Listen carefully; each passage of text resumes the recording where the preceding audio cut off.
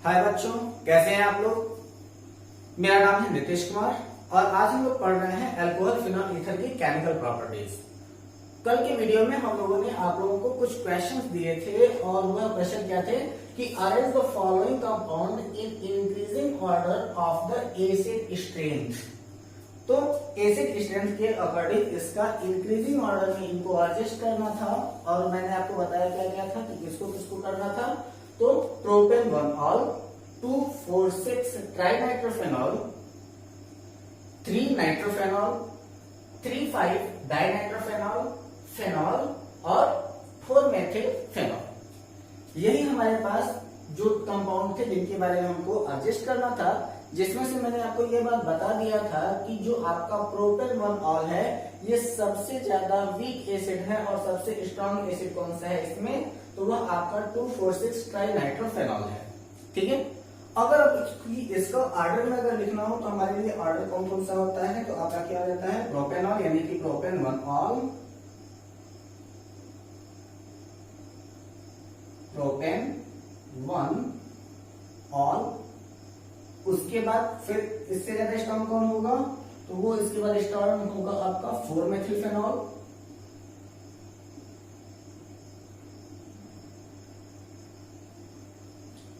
इसके बाद फिर स्ट्रॉन्ग कौन सा होगा, तो आपका स्ट्रॉन्ग हो जाएगा आपका फेनॉल।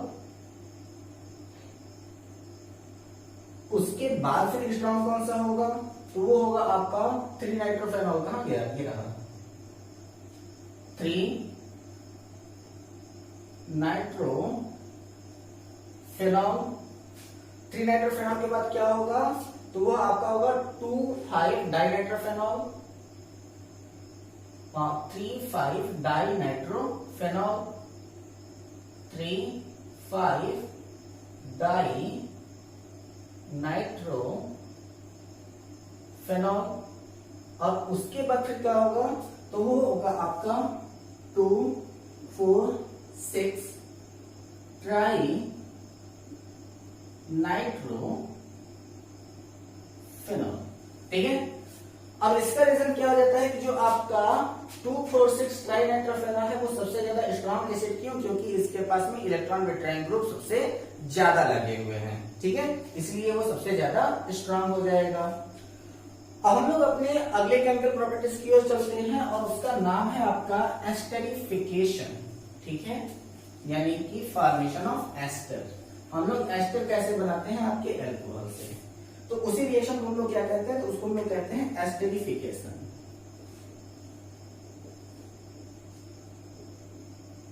और उस एस्टरिफिकेशन को हम लोग कैसे कर सकते हैं, सबसे पहले क्या होता है आपका अल्कोहल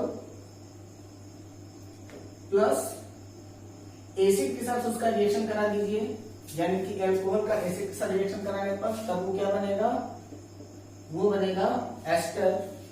या फिर अल्कोहल का रिएक्शन एसिड एनहाइड्राइड के साथ करा दीजिए, एसिड एनहाइड्राइड, तो भी क्या बनेगा, तब भी बनेगा एस्टर। और इसके बाद फिर अगर आप चाहें अल्कोहल प्लस एसिड हैलाइड के साथ अगर रिएक्शन करा दे तो भी आपको वही बनने वाला है, या फिर एसिड हैलाइड की या फिर एसिड क्लोराइड की, जो भी आपकी इच्छा हो वो कर सकते हैं। तो एसिड क्लोराइड, चाहे आप एसिड क्लोराइड के चाहे एसिड हैलाइड के, बात बराबर है। ठीक है, तो भी क्या बनेगा आपका वो, तभी वो आपका एस्टर ही बनने वाला है। ठीक है, तो ये आपके 3 रिएक्शन होते हैं जो आपके एस्टरिफिकेशन से रिलेटेड आते हैं। अब एक एक करके इनके बारे में देख लेते हैं। सबसे पहले हम लोग क्या कहते हैं, सबसे पहला कोई भी एक अल्कोहल ले लीजिए, जैसे कि हमने ले लिया है क्या ROH। इसके साथ में हमको कोई भी एसिड अटैच कराना है, तो हम लोग एक एसिड अटैच कराना है क्या, आपका H3C single bond C double bond O single bond OH।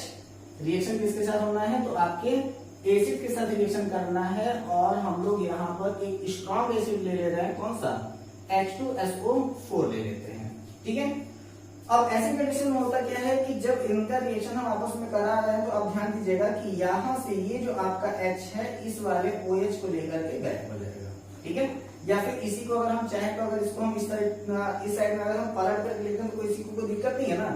जैसे कि अगर हम यहाँ पर इसको 4 दें कि ऐसे लिखते हैं ROH plus HO single bond C double bond O single bond CH3, दोनों चीजें तो सेम है। अब यहाँ पर क्या होगा कि चाहे आप इसको ऐसे करके निकाल दीजिए, ठीक है, चाहे इस वाले H को यहां से निकाल दीजिए। वैसे हम लोग क्या कर रहे हैं कि डिसोसिएशन कर रहे हैं हम लोग न्यूक्लियोफिल के अकॉर्डिंग, तो यहाँ पर से इसको हटाएंगे कहां से, आपके H वाले साइड से, यहां से, ठीक है। तो अब यहां से आपका H2O क्या हो गया, रिलीज हो जा रहा है, और ये जो आपका एल्किल ग्रुप है वो डायरेक्टली आकर के इस ऑक्सीजन से अटैच हो जा रहा है। तो आपका क्या बन रहा है, बन जा रहा है आपका R single bond O single bond C double bond O single bond CH3, और इसके साथ क्या बनेगा, आपका H2O बनेगा, ठीक है। दूसरा रिएक्शन अगर हम देखें, ये मिटा देते हैं हम। दूसरा रिएक्शन अगर हम कराते हैं किससे, तो हम लोग क्या कर रहे हैं, एसिड एनहाइड्राइड की बात की है वहां पर, तो हम लोग भी यहाँ पर एसिड एनहाइड्राइड ही लेंगे। तो एसिड एनहाइड्राइड के लिए हम क्या करते हैं कि ROH प्लस कांस्टेंट आपका क्या हो जाएगा, वो हो जाएगा आपका H3C सिंगल बॉन्ड CO का ट्वाइस O, ठीक। अब आपको लग रहा होगा कि ये क्या है, अरे भाई ये भी आपका एसिड एनहाइड्राइड है, स्ट्रक्चर देख लो इसका, तो ये जाएगा आपका H3C single bond C double bond O, यहां पर इसका O H3C single bond C double bond O, ये क्या है आपका एनहाइड्राइड है। और इस एनहाइड्राइड के ऊपर जब हम फिर से आपके H प्लस के साथ में, या फिर हम इसका H2SO4 के साथ अगर हम रिएक्शन कराते हैं, तो वो आपका क्या बन जाता है, तो वो आपका सेम वही ऊपर वाला प्रोडक्ट बनेगा। कैसे, R single bond O single bond C double bond O single bond CH3, और उसके साथ साथ रिलीज क्या होगा, तो वो आपका रिलीज होगा H3C single bond C double bond O OH, यानी कि आपका एसिड जो होगा वो रिलीज हो जाएगा, ठीक। यानी कि एनहाइड्रेट के साथ रिएक्शन कराने पर हमको क्या मिल रहा है, तो वो भी आपका एस्टर ही मिल रहा है। इसके बाद हम लोग क्या कर रहे हैं कि एल्कोहल प्लस एसिड क्लोराइड, तो एसिड क्लोराइड के साथ रिएक्शन हम करा दें, यहां से मिटा देता हूं मैं इसको, तीनों रिएक्शन आपके एक साथ में हो जाएंगे, ROH, और इसके साथ हम लोग इसको जो ऐड करा देते हैं, इसको हम लोग ऐड करा देते हैं Cl single bond C double bond O single bond, यहां पर आपका क्या हो जाएगा CH3। रिएक्शन किसके साथ हो रहा है, तो आपके पायरेडिन के साथ रिएक्शन हम करा देते हैं, ठीक है। क्योंकि पायरेडिन क्या है, तो ये पायरेडिन आपका एक प्रकार का बेसिक नेचर है, क्योंकि ये एसिड के वजह से रिएक्शन नहीं हो पाएगा। तो अब यहाँ पर क्या हो जाता है कि ये आपका H और ये आपका Cl निकल करके यहाँ से बाहर हो जाएगा, बाकी सीधे सीधे अटैच हो जाएगा। तो क्या हो जाएगा आपका R single bond O single bond C double bond O single bond CH3, ठीक है।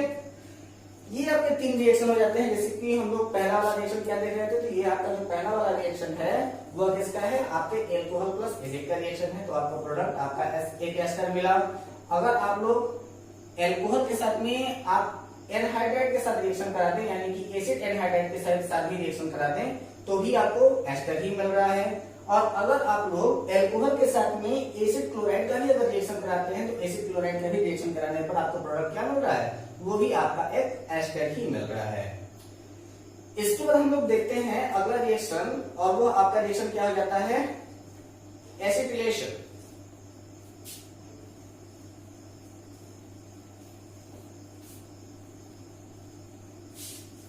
एसिडिफिकेशन के बाद हम लोग किसकी बात कर रहे हैं, तो हम लोग बात कर रहे हैं किसकी, एसिटिलेशन की।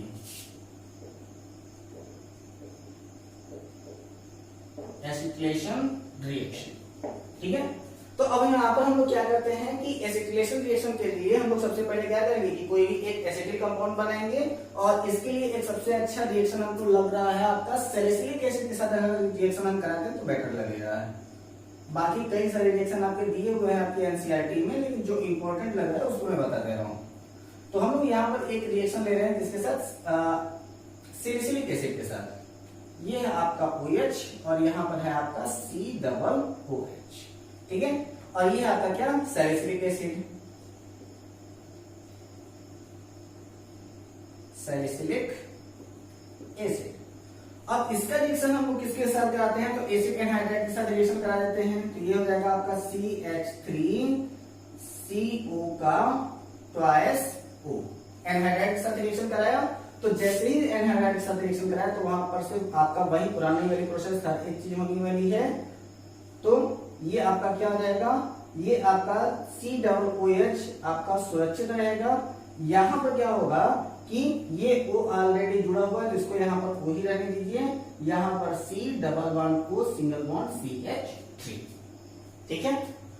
जैसे ये रिएक्शन आता है तो इसको हम लोग क्या कहते हैं, एसिलेटेड सैलिसिलिक एसिड, ठीक है।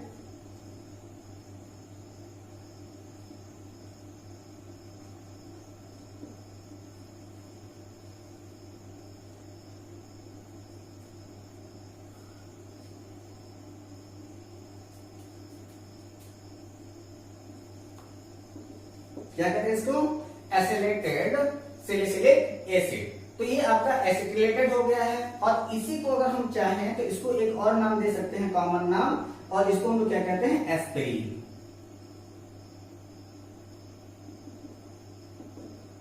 एस्पिरिन का नाम तो आपने सुना होगा ना। अगर आपने एस्पिरिन का नाम नहीं सुना होगा तो एक नाम और सुना होगा, डिस्प्रिन का नाम। तो डिस्प्रिन में भी आपका एस्पिरिन अवेलेबल होता है। तो एस्पिरिन का इस्तेमाल हम लोग क्या कहां पर करते हैं, तो एस्पिरिन का इस्तेमाल हम लोग ज्यादातर जगहों पर करते हैं जहां पर पेन किलर के लिए हो जाता है, या फिर किसी को फीवर आ जाए, या फिर एंटीबायोटिक्स के रूप में इसका इस्तेमाल हम लोग कर देते हैं।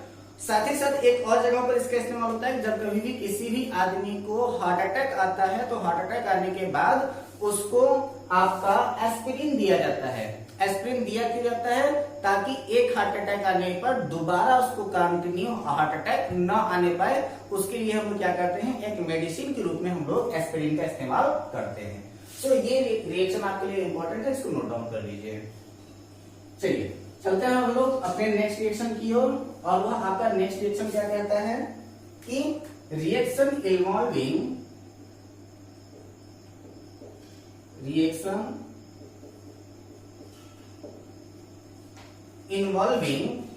क्लीवेज। ये क्या कहते हैं, आपका रिएक्शन इन्वॉल्विंग क्लीवेज की बात की जा रही है। तो क्लीवेज का मतलब क्या है कि मैंने आपको पहले बताया था कि आपका R single bond O single bond H, हम लोग यहाँ पर दो चीजें बता रहे थे कि यहाँ से अगर ब्रेक हुआ तो वह आपका न्यूक्लियोफिलिक अटैक दिखाएगा, और अगर यहाँ से ब्रेक हुआ तो यहाँ पर वो क्या करेगा, इलेक्ट्रोफिलिक अटैक दिखाएगा। तो अब हम लोग क्लीवेज के लिए हम लोग बात कर रहे हैं यहाँ से इसके ब्रेकिंग की, ठीक है। यानी कि ये अलग हो जाएगा और ये वाला पार्ट आपका अलग हो जाएगा। सबसे पहले हम देखते क्या है कि रिएक्शन विथ HX, ठीक है। तो जब हम लोग HX के साथ रिएक्शन कराते हैं तो क्या हो जाता है आपका, सबसे पहले आपका क्या हो जाएगा कि आप किसी भी अल्कोहल को उठा लीजिए तो यहाँ पर आपका क्या हो जाएगा, ROH प्लस रिएक्शन किसके साथ हो रहा है, HX के साथ रिएक्शन हो रहा है। और ये आपका क्या बन रहा है, वह बन रहा है आपका RH प्लस H2O, ठीक है। ये आपका क्या हो जाएगा कि आपका कोई भी हेलो एल्केन बन जाएगा, ठीक। तो ये आपका प्रिपरेशन मेथड है हेलो एल्केन का। और सेम इसी प्रोसेस से हम लोग बताए थे किसको, तो हम लोग बताए थे आपके अल्कोहल की भी फॉर्मेशन के बारे में, ठीक है। अब यहाँ पर एक सबसे ज्यादा इंपॉर्टेंट बात आ जाती है और वो हो जाती है आपके ल्यूकास रिजेंट की। ल्यूकास रिजेंट, क्योंकि जब कभी भी आपके रिएक्शन को हम HX के साथ रिएक्शन कराते हैं तो वहां पर एक रिजेंट इस्तेमाल किया जाता है जिसको हम लोग कहते हैं क्या, लूकास रिजेंट। अब वो लूकास रिजेंट है क्या, तो वो है आपका ZnCl2 प्लस HCl, ठीक है। तो यहाँ पर हम लोग क्या कर रहे थे कि आपका HX के साथ रिएक्शन करा रहे थे और यहाँ पर एक और इंक्लूडेड किसका होगा, वो आपका ZnCl2 का होगा। तो अब यहाँ पर आपके ज्यादातर कंपटीशन एग्जामिनेशंस में या फिर जब कभी भी आप कोई इंटरव्यू देने के लिए जाओगे केमिस्ट्री से रिलेटेड, वहां पर ये रिएक्शन या फिर कभी कभी आपके लैब में जो आपका एग्जामिनर आता है वो भी आपसे ये क्वेश्चन पूछ सकता है कि ये जो आपका ल्यूकास टेस्ट है तो ये ल्यूकास टेस्ट कौन देता है, या फिर किस तरीके से आपके ल्यूकास टेस्ट दिए जाते हैं। तो ध्यान दीजिएगा कि अगर आप 3 प्रकार के एल्कोहल ले लीजिए, प्राइमरी, सेकेंडरी एंड टर्शियरी, ठीक है। तो ये है आपका प्राइमरी एल्कोहल, कोई भी आपका सेकेंडरी अल्कोहल, ये आपका टर्शियरी अल्कोहल। इन तीनों में होता क्या है कि आप तीनों का रिएक्शन जो है वो आप ल्यूकास के साथ करा दीजिए, ल्यूकास के साथ रिएक्शन, ल्यूकास के साथ रिएक्शन और ल्यूकास के साथ रिएक्शन, ठीक है। तो ये अगर आप ल्यूकास के साथ रिएक्शन करा देते हैं तो सबसे पहले जिसके अंदर टर्बिडिटी आएगी वह आपका टर्शियरी अल्कोहल होगा, ठीक है।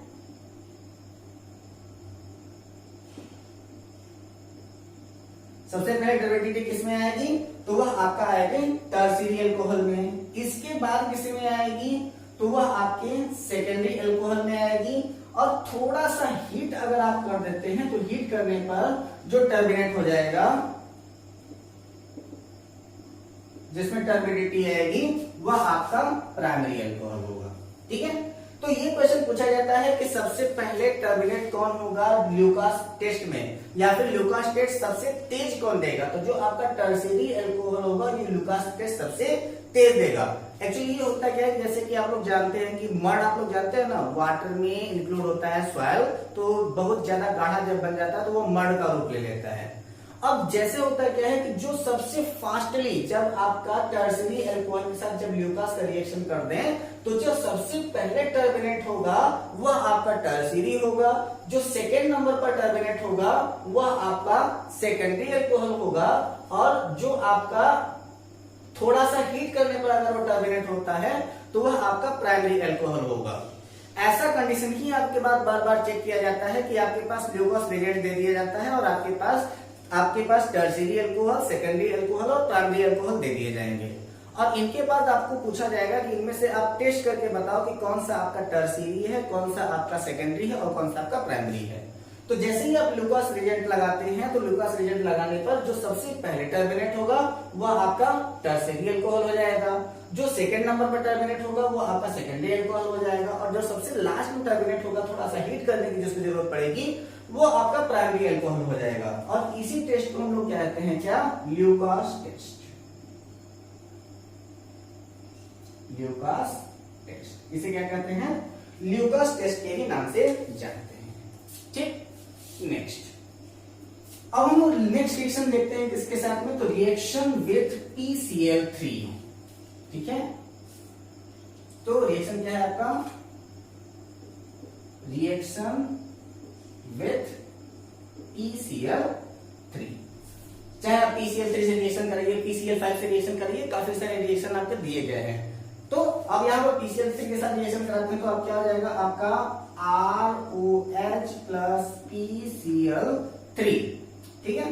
तो अब यहाँ पर ये आप देख रहे हो कि यहाँ पर 3 क्लोरीन है। अब इन 3 क्लोरीन को लगाने का मतलब है कि इसकी क्वांटिटी को आप बढ़ा दीजिए, 3 कर दीजिए।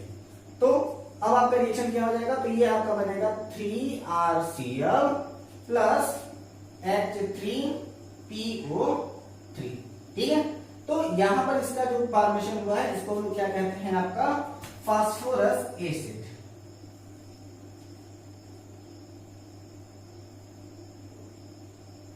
Phosphorus acid.